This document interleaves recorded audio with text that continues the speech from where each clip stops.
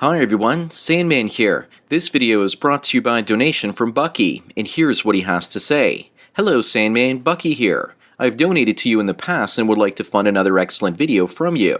Sandman, when I find a woman that wants to date me, I put her through the mental checklist to see what she brings to the table. I've told many of my friends to use my system as a guideline to avoid worthless women. They call me too demanding as well as a sociopath.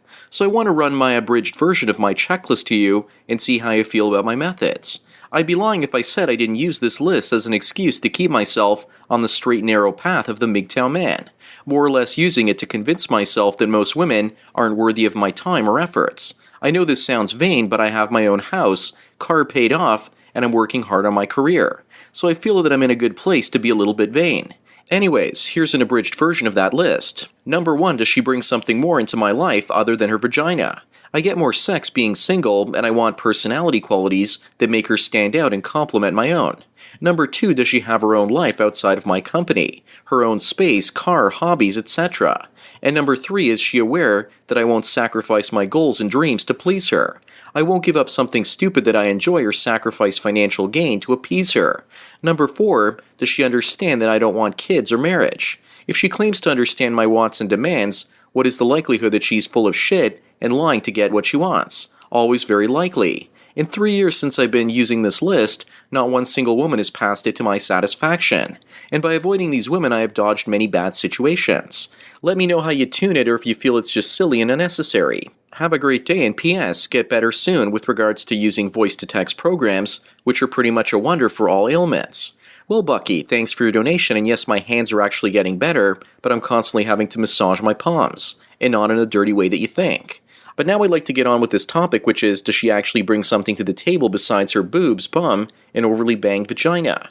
There's a double standard out there because women demand that a man have a job, but if he demands that she has more than $1,000 saved in her bank account, then he's an asshole. Talk about double standards. I talk to my friends all the time about this. One of them has over $1 million in paid-off property, and my friends and I all talk about how we've paid off our cars with lots of savings, yet women look and say, well, that's not the latest model of a BMW to one of my friends in some cases. So one woman shamed him for not having the latest car. Meanwhile, she doesn't even own a vehicle, and she has the nerve to criticize him. I think that your checklist is pretty much dead on, and I'll tell you what the majority of women bring to the table these days. A dirty bathroom counter full of makeup, personal credit card debt, no assets, student debt for a worthless degree in marketing, as well as no cooking skills, and maybe a child from a previous relationship. If she has a retirement fund, it's usually locked in with her company, and it's not her choice. She might also have a neglected animal that you'll have no choice but to take care of in some cases. If people were forced to live within their means, most single women would be homeless. All she typically brings you are her meat curtains and her reproductive orifice. In the past, that was actually good enough because you could actually have kids with her, and those kids would start to produce wealth for you, especially if they actually worked the farm.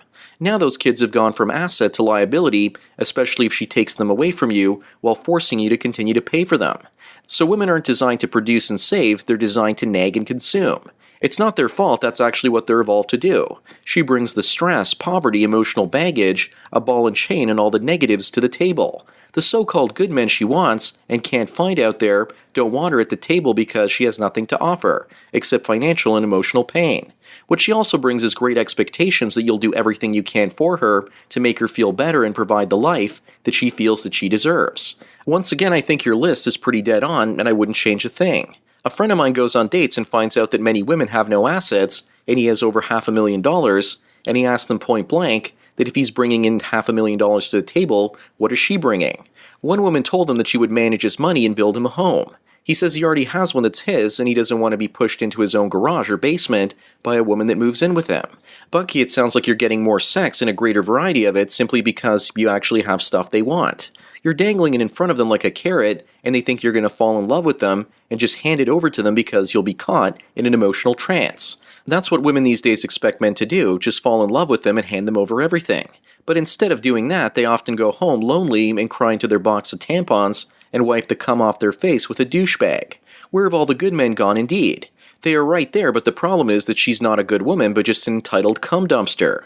You mentioned in your questions to me that you have friends that you mentioned your guidelines for dating women to, and they ended up calling you a sociopath. I didn't realize that having standards as a man is now considered sociopathic. But on the other hand, if a woman has high standards, then she's just being smart.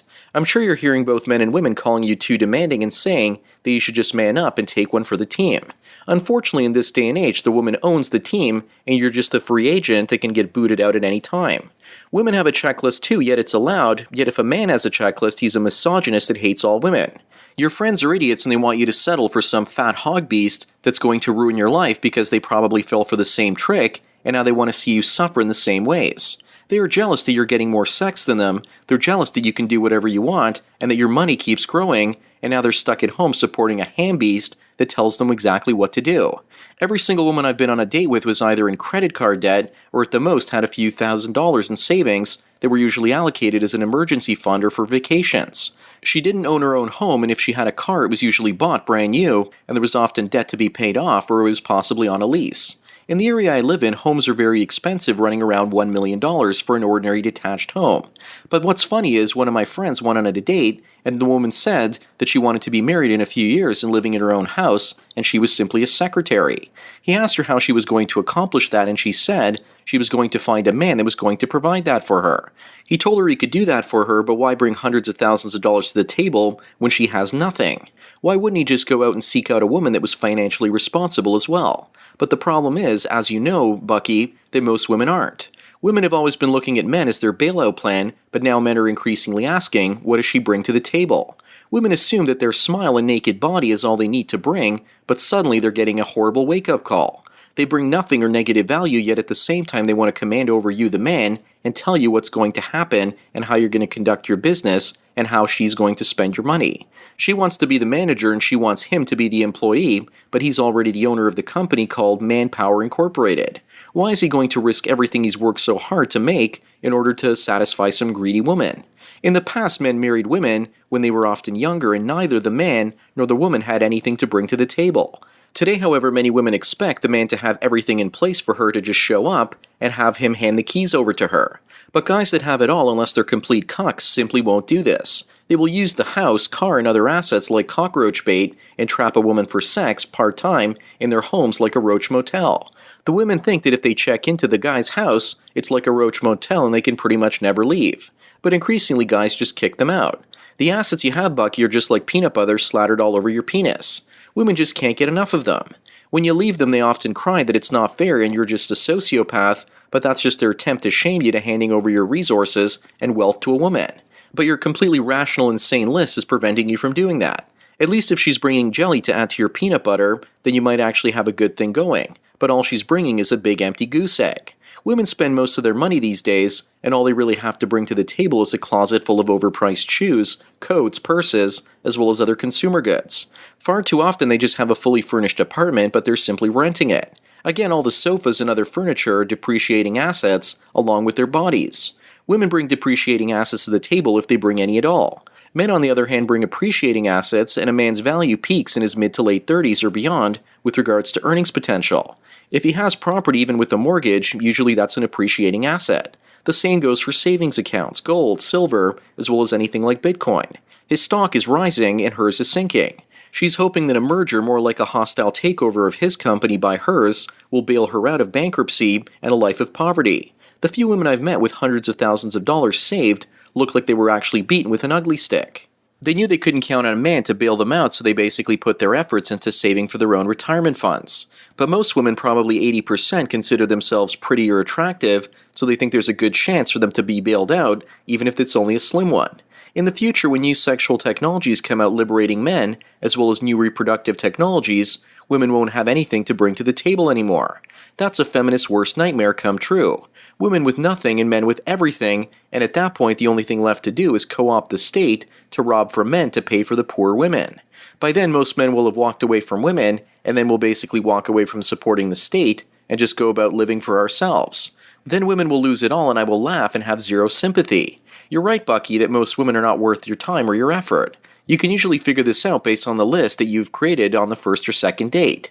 If she has no assets, then you basically need to dump her.